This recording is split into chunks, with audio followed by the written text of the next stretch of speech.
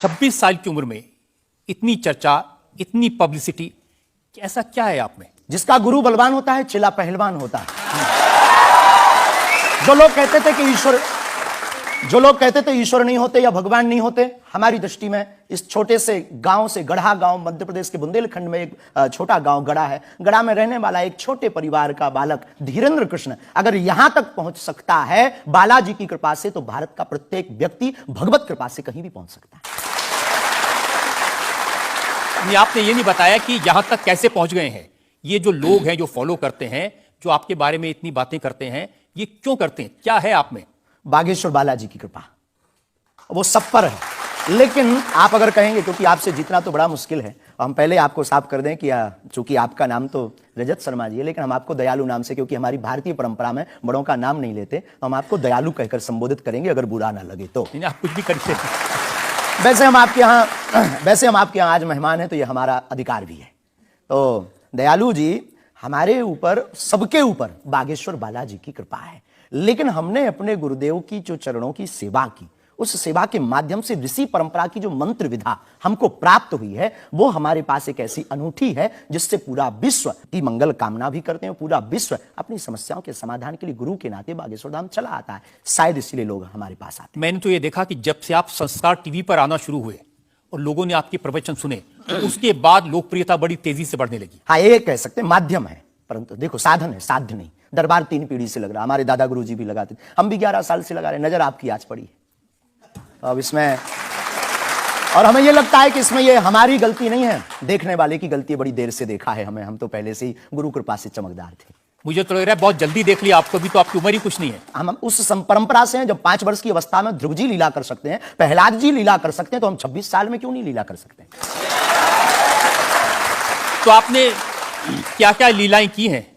कोई ऐसी लीला नहीं की जिसमें हम फंसे हैं। लेकिन आपकी अदालत में आए हैं, तो अब आपके उसमें आप जो कह रहे हैं, तो हमारे जीवन में गुरु कृपा से जो किया, सब सनातन के लिए किया और केवल सनातन के लिए करें। लीला का मतलब ये, हम कोई ईश्वर नहीं है, हम कोई भगवान नहीं है। साधारण जैसे ये इंसान है, वैसे हम मानव हैं, हमें कोई अलग नहीं है। बस हमने अपनी परंपरा को ठीक से जाना, ये अलग है। आप जब स्कूल में पढ़ते थे, तो जैसे बाकी छात्र होते हैं ऐसे ही थे लगभग? और मास्टर जी कहते थे ये स्कूल में ना है तो अच्छा, इतना शरारती है? हाँ, उपद्रवी तो थोड़ा थे, क्योंकि हम जाते थे तो एक तो बहुत कम जाना होता था, लेकिन बहुत गंभीर और सौम्य भाव से हम जाते थे, और लोगों की भावनाएं हमारे पास रहती थी। चूंकि हमारे दादा गुरु का नाम बहुत प्रसिद्ध था, तो दादा गुरु के कारण लोग हमको भी प्रेम देते थे, स्नेह देते, दुलार देते। हमारे दादा गुरु जी को हनुमान जी का 2 बार साक्षात्कार हुआ, ऐसा हमने माना और उनके अनुयायियों ने माना। तो हम जब स्कूल में जाते थे, तो बचपन से ही बड़ी कृपा थी, तो लोग, बच्चे हमारे पास आते थे, सब क्लासें एक साथ हो जाती थी, 9वीं 10वीं 8वीं सब एक हो जाती थी, जिसमें हम बैठते थे। अच्छा महाराज जी बताइए हमारी कितनी परसेंटेज बन रही है? तो हम, वो बचपन, उस वक्त ऐसा भाव रहता था दिखाने का। अब तो बहुत गंभीर हो गए, लोगों ने कह करके हमें बड़ा गंभीर बना दिया, तो वो भाव रहता, अच्छा ठीक है तेरी प्यारे 56% बन रही, और मेहनत कर, 60 हो जाएगी।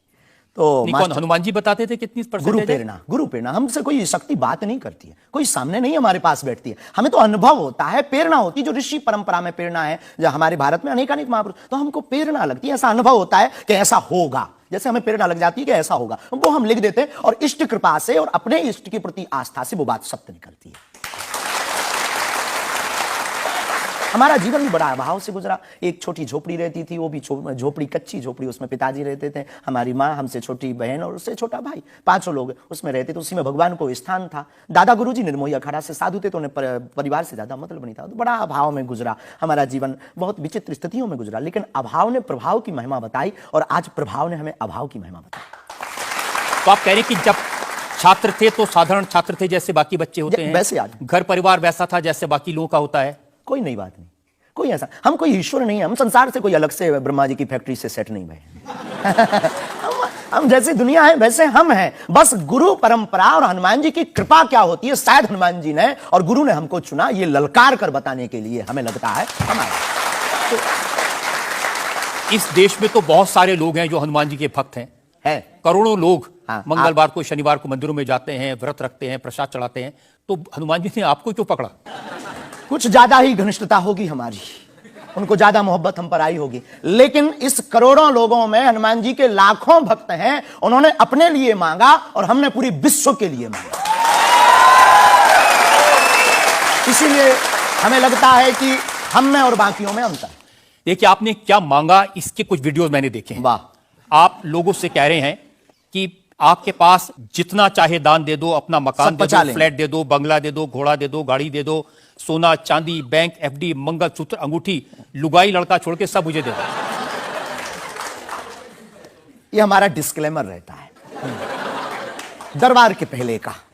लोगों को जो भावनाएं रहती हैं कि गुरु परंपरा के लोग और साधु लोग दरबार इसलिए लगाते हैं, भगवान को इसलिए रखते हैं कि ये कमाई का जरिया बनाते हैं। और हमने अपने दरबार में बैनर लगा करके, माइक पर ठोक करके बोलते हैं कि यहां किसी भी प्रकार का शुल्क, फीस, दक्षिणा नहीं लगता। पर अगर तुम शिष्य मानते हो अपने आप को और हम गुरु हैं, तो गुरु परंपरा के नाते अगर कुछ भी तुम दे दो, अगर आप भी इंडिया टीवी का ये हाउस हमारे नाम करें, हमें कोई दिक्कत और लेते भी हैं।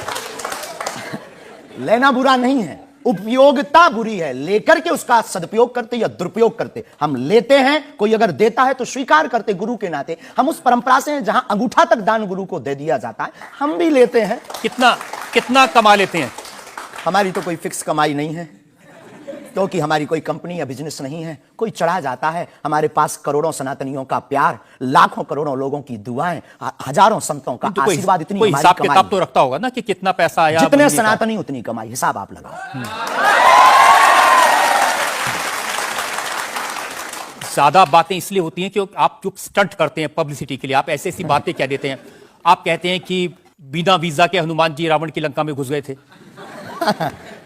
ये जो मॉडर्न युवान भाई बहन है, इनको लंका प्रवेश के बारे में बताएंगे तो इनको ये लगता है कि ये घिसी पिटी बातें इनके दादा परदादा बताते रहे, ये बेचारे ऊब गए।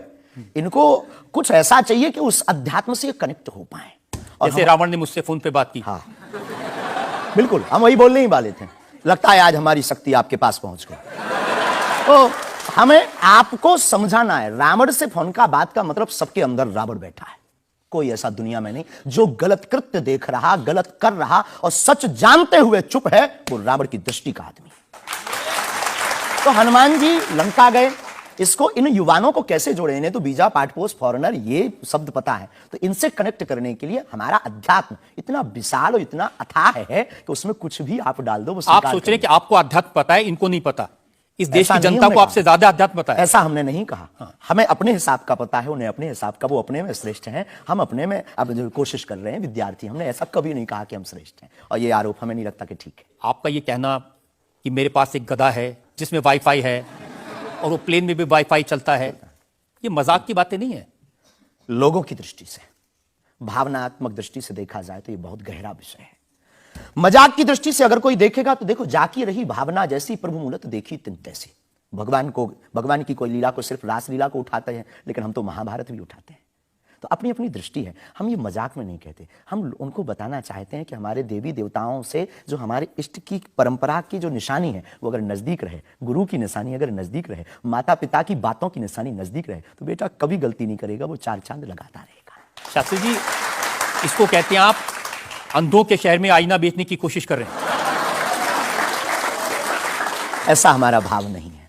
अपितु हमारा भाव यह है कि उस केवल वाईफाई को हम बताते नहीं, उसकी महिमा भी बताते हैं, और दरबार में आने वाले लोगों को उसकी महिमा का अनुभव भी कराते हैं। तो फिर वो जो बात मजाक की है ना, वो फिर अध्यात्म, आस्था, ईश्वर से जुड़ करके नास्तिक भी आस्तिक बन जाता है।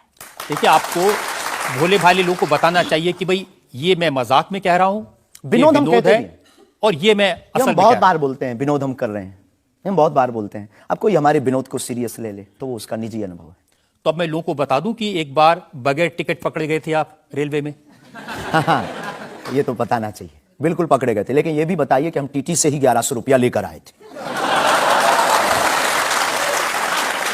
उसी टीटी से लेकर आए थे, जिस वाईफाई की आपने चर्चा की, उसी वाईफाई की दम पर उसके बाप का नाम बताकर लेकर आए थे।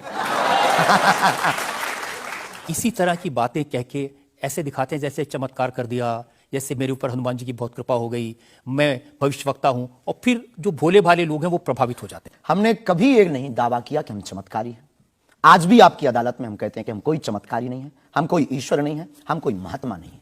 हम एक आम इंसान हैं, लेकिन हमारी अपने इष्ट के प्रति आस्था, ऋषि परंपरा के प्रति आस्था है, जो महर्षि वाल्मीकि से पत्र दरबार की महिमा चली है, उस महिमा का हम अनुकरण करते हैं और उस आस्था में उलझनों में का रास्ता मिल जाता है, तो उसे आप चाहे चमत्कार मानिए अथवा फिर आप अपनी बुद्धि से जिसने जो जाना वो हमें माना। देखिए शास्त्री जी, बहुत सारे ऐसे लोग हैं, गरीब हैं, परेशान हैं, बीमारियों से थके हारे हैं, डॉक्टर से आशा छूट जाती है, हॉस्पिटल से आशा छूट जाती है, वो आपके पास आते हैं, वो सोचते हैं यहाँ इलाज मिलेगा। किसी का बच्चा बोल नहीं सकता, किसी का बच्चा चल नहीं सकता, वो लोग बड़ी आस्था विश्वास लेके, जो मैंने जानकारी हासिल की, वो आते हैं, सोचते हैं कि यहाँ से शायद उन्हें कोई रास्ता दिख जाएगा, और उन्हें मिल जाता है।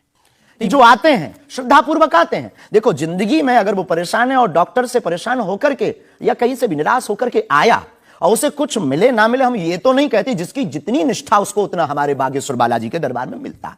और अगर नहीं मिलता, तो अगर उसे जीवन जीने की अगर डांडस और सात्तावना मिलती है, तो क्या यह भी कम है?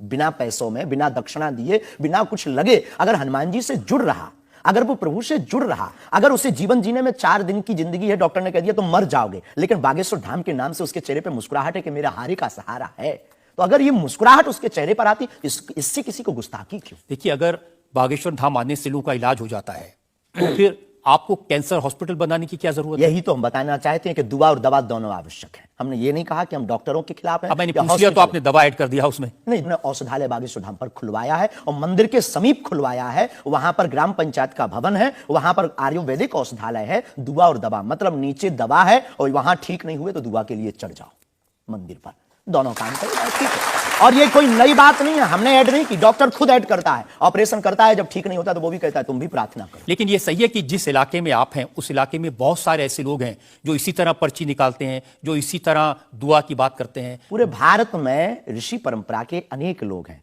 बहुत लोग तो नहीं कह सकते, पर अनेक लोग पूरे भारत में हैं। और केवल हमारे इलाके में नहीं, पूरे भारत में। हमारे इलाके में बागेश्वर बालाजी की महिमा और दादा गुरुजी के पास दरबार से, कृपा से बहुत से महापुरुष और भी। मैं बताता हूं, एक लवलेश नाम के गुरुजी हैं, 20 साल की उम्र है, और वो भी इसी तरह से पर्ची निकालते हैं।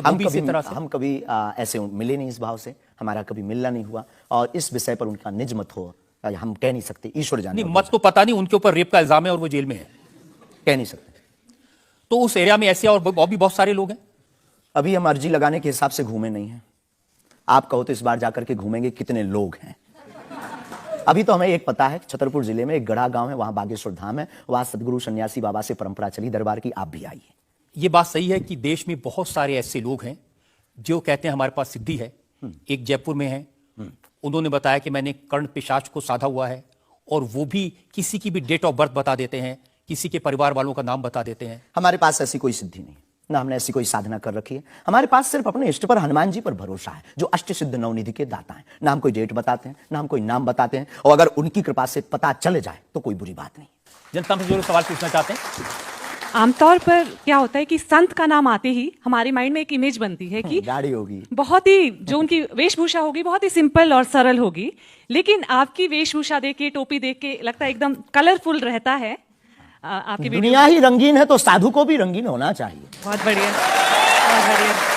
जब 7 रंगों की भरी दुनिया है माय डियर सिस्टर, 7 रंगों से भरी दुनिया है, तो मुझे क्या दिक्कत है? और हम कोई साधु नहीं, हम कोई महात्मा नहीं, ना हमने चोला ले रखा है। हम एक वर्ण व्यवस्था की बात नहीं करेंगे, हम एक गुरु के शिष्य हैं और आम इंसान हैं। और अगर कोई सरनेम पूछे तो हम शुक्ल वंशीय सरयूपारी ब्राह्मण है। तो जो 7 ब्राह्मणों की वेशभूषा है वो हमने धारण की, गुरु के नाते हमने ये पादुका अपनी एक परंपरा को निर्वाहन करने के लिए धारण की। और टोपी कोई आया तो दे गया, अगर आप कुछ दो बहन हमें तो वो भी स्वीकार है।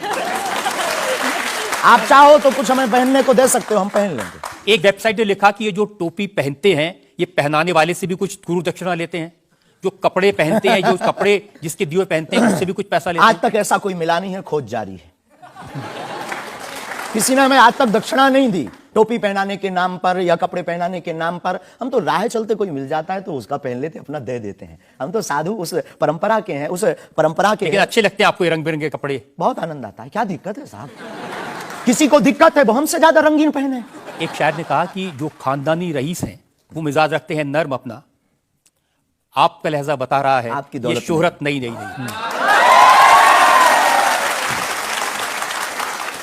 लोगों को लगता है, हमें लगता है कि हमारे जीवन में न हमें धन प्रिय है, न मान प्रिय है, न सम्मान प्रिय है, हमें हनुमान प्रिय है। और हमने जब से जन्म लिया तब से हम धनवान है, क्योंकि हमारे हनुमान है। और दुनिया का प्रत्येक हनुमान भक्त धनवान है जिसके जीवन में हनुमान है। अब वो निर्धन है इस दुनिया में जिसके जीवन में भगवान नहीं, वो निर्धन है। और अगर बाप हनुमान हो और धनवान हनुमान हो और उनका भक्त अगर रंगीन ना हो, पीला लाल ना हो, जब हनुमान जी लाल देह लाली से हो सकता तो लाल पगड़ी क्यों नहीं हो सकती।